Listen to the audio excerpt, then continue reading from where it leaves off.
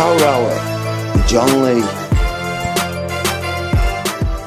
But we're beginning about 1979, 1980 with the transition from Jimmy Carter to Ronald Reagan. And Big Ronnie becomes the President of the United States. He was an actor, if you didn't know. Yeah, he was a B-list actor for a long time. And then became the President, which is quite fitting, really, because that's what the President is, in my opinion, a B-list actor. So what's the Iran-Contra scandal? What happened with that? Right, well, you kind of have to mention Jimmy Carter. It happened after Jimmy Carter, but the seeds were sown by Jimmy Carter because he arrived, and I think Jimmy Carter might have been one of the few good men, you know. And he got into the White House and immediately fired 800 CIA agents. Remember that it was only about 15 years before this that Kennedy promised to smash the CIA into 1,000 pieces. So now you're told about the intelligence community and how much you have to respect them. Well, Kennedy wanted to smash that into 1,000 pieces. Jimmy Carter fired 800 CIA agents immediately because they were all corrupt, which generated 800 enemies for Jimmy Carter, not your ordinary enemies. These are super spies, you know, very, very clever and not happy with you. So you don't want 800 enemies of that type. And there were some hostages in Iran. The numbers vary, but we'll say 50 hostages. And during the election, Jimmy Carter was trying to get these hostages out. And by all accounts, people backing Reagan, people who were on Reagan's team, or Reagan was on their team, spoke to the Iranians and made a deal. Don't let them out until Reagan gets in. Don't give those points to Jimmy Carter so we can win the election. And then we'll do a deal. And that is exactly what happened, because literally 5 minutes after Ronald Reagan was inaugurated, they released the hostages on the other side of the world, and they got out the same day as Ronald Reagan got in. And of course, Wikipedia will tell you that's a conspiracy theory, even though it's absolutely obvious. So after that, in the 80s, the Americans started selling weapons to Iran, which is problematic for numerous reasons. One, because it was totally illegal, according to every convention in the world. They were illegally selling weapons to Iran, which they totally recognise. That's documented and admitted to, that they were selling weapons to Iran. What's interesting is that they were also selling weapons to Iraq, which was happening. They were doing it at the same time during the 80s, and they recognised that they were selling weapons to Iran. They recognised that they were selling weapons to Iraq, including biochemical weapons, which we'll talk about today, that were actually used on the Kurds by Saddam Hussein in his own country, because they were more loyal to the Iranians. But what's the key fact? That Iran and Iraq were at war during the 80s, and the Americans were supplying both sides with weapons. That's just a proxy war, that's genocide, that is completely illegal, and is a global scandal of monumental proportions. And it's completely recognised, but no one ever connects the two things. Yes, we were selling weapons to Iran. Yes, we were selling weapons to Iraq. But they never say, yes, we were selling weapons to both. Never mention it in the same sentence. So that's absolutely disgusting, of course. And it was part of the global arms trade, which was completely illegal and shrouded in mystery and lies and deception. And what they were doing was they were selling these weapons to Iran so that they could have the black money. They only want the black money. Then they can use the black money to buy guns and ammunition and fly it down to Nicaragua to overthrow the Sandinista government, which they said was communist. It may have been. But that doesn't give you the right to go kicking other people's doors in and changing the government, which is what they did. And they went down there and they gave weapons to what they called the Contras, which is just a band of, mainly Hondurans, actually, that was formulated by the CIA and trained and funded by the CIA to overthrow the government. And when they took the guns down there to Nicaragua, they thought, well, while we're in Central America, let's load up the plane with cocaine. And they did.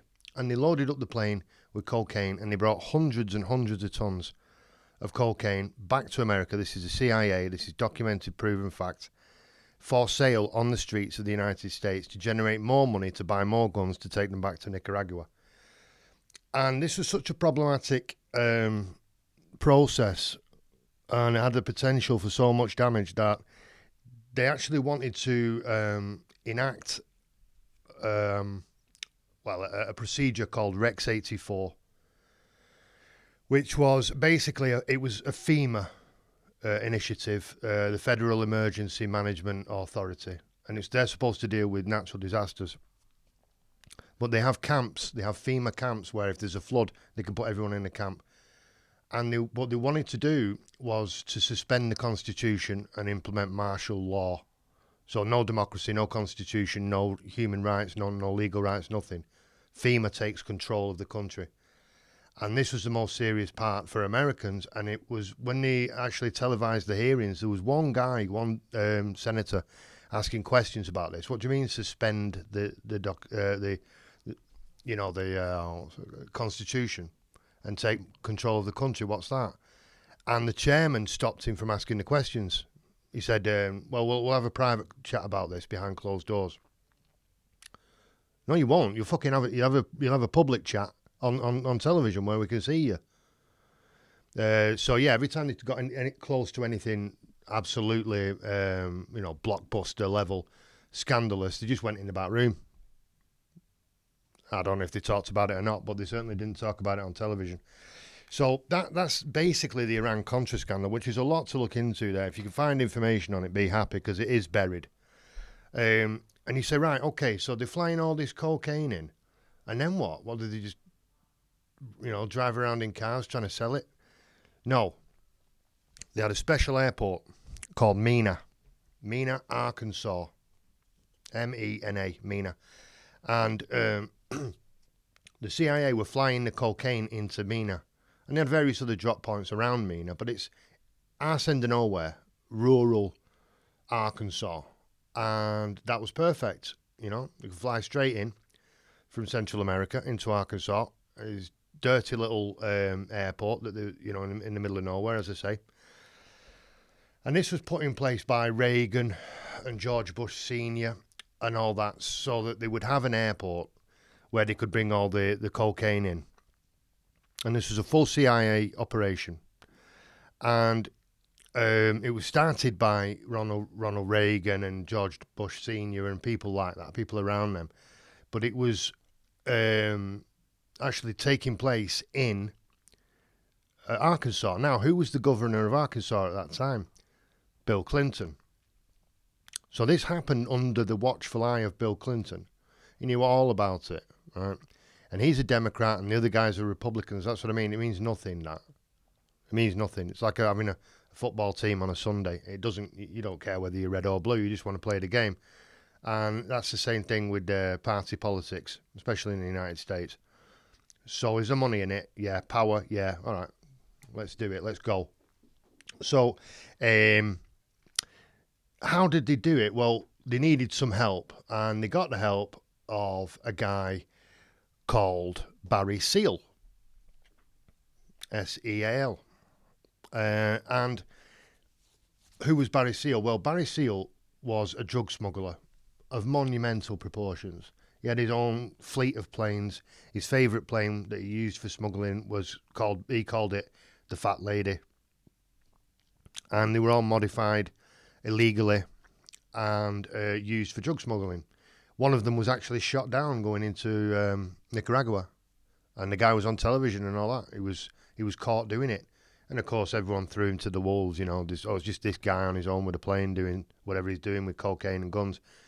Nah, it's obviously an international operation, and Barry Seal was a government agent. He worked for the CIA, he worked for the FBI, he worked for the DEA, but he was also a drug smuggler, and he became too public, and then he was shot dead and killed in brutal fashion, apparently by the Colombians, because he was a grass.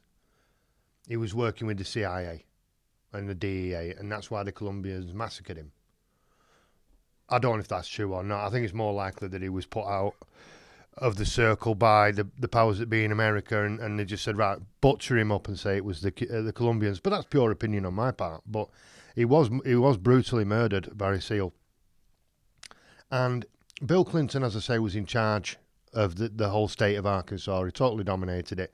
And he had all these people in key positions. Nothing happened in Arkansas without Bill Clinton's approval and knowledge. And when you're flying hundreds of tons of cocaine into Arkansas all the time on a weekly basis, and there's hundreds and hundreds of millions of dollars of dirty money being generated, what do you do with that money? You can't just declare it. You can't put it in a normal bank. Well, you need mechanisms. And Bill Clinton created a mechanism called ADFA, which was the Arkansas Development and Finance Authority, which was supposed to be giving money to schools and churches, but actually was used as a money laundering mechanism. So they'd give out fake loans and never get any money back, and basically use it to wash all the money that was coming in through the airport at Mena, through the cocaine trade. And they also needed a bank, which we'll look at later, because that's key. What bank did they use?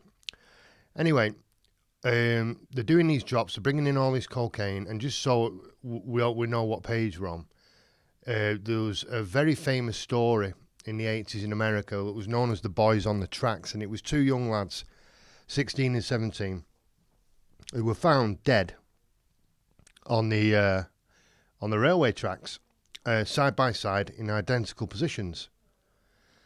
And the train driver's coming along, he sees these two boys on the tracks, and he puts the brake on. So you've got the lights, you've got the train, you've got the brakes, and the kids don't wake up, and they get hit, by the train, unfortunately. And that was the situation. And the coroner came along, a guy called Fahmy Malak, and said, he was infamous. And he came along and said, oh, well, they smoked 20 marijuana cigarettes each and then fell asleep in identical positions across the railway tracks. And that's why they didn't hear the train coming. What? And this is what he's trying to tell to the parents, and the parents are saying that's just bullshit.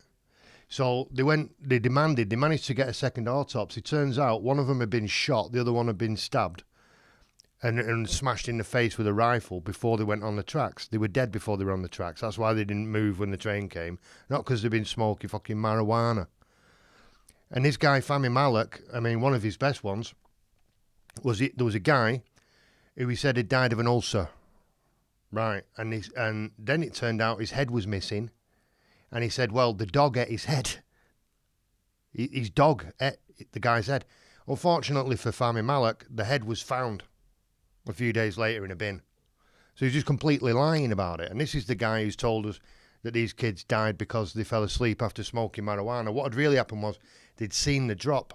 They'd gone out there in the woods and they'd seen the cocaine coming down from the planes, low-flying planes, dropping the cocaine. And they'd seen it. And they'd been caught seeing it.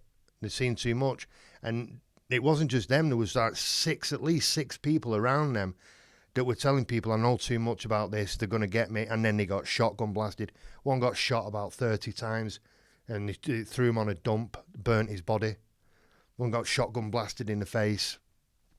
Anyone who knew anything about these cocaine drops got murdered. And you can look into the Clinton body count, it's astonishing. And because of that, because Clinton played ball with the powers that be, next thing you know, he goes from governor of Arkansas to the president of the United States of America, because he's in the club now. He can be trusted. And he actually admitted all this, basically. A woman called Sarah McClendon, who was a reporter in the United States. She was in the press pack for 11 different presidencies. And she asked him about this, very directly on television. And he basically admitted that it was in existence and it did happen, but it was nothing to do with him. He literally said, we had nothing to do with it. They didn't tell us anything about it. I don't know what you're talking about. Cocaine, planes, Nicaragua, what do you mean?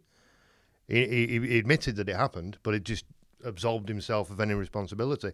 And he did that on television. So if anyone tries to say it didn't happen, just show them that video of the president admitting that it happened, and then look at all the deaths around it and all the scandal. And, of course, the final little bit that I'll leave in there is how they got rid of it. Look into Rick Ross. Find out who Rick Ross is. Not the rapper. The rapper is using the name of a real criminal. Rick Ross, the rapper, is complete bullshit. He used to work in a prison. He was a prison guard. And he heard the legend of Rick Ross, the real Rick Ross, Freeway Ricky Ross, and stole his name. And then Rick Ross got out of prison and told everybody and embarrassed the rapper. But the real Ricky Ross was Freeway Ricky Ross. Used to make $3 million a day on crack cocaine. With the cocaine that was being brought in by the CIA and sold to Ricky Ross by a Nicaraguan called Blandone. And Ricky Ross, from living on the streets, that's why it's called Freeway Ricky Ross, suddenly became a chemist and knew how to mix crack cocaine, which is extremely complex and, was new. And he pioneered it, this street kid. Nonsense. Obviously, was shown how to do that.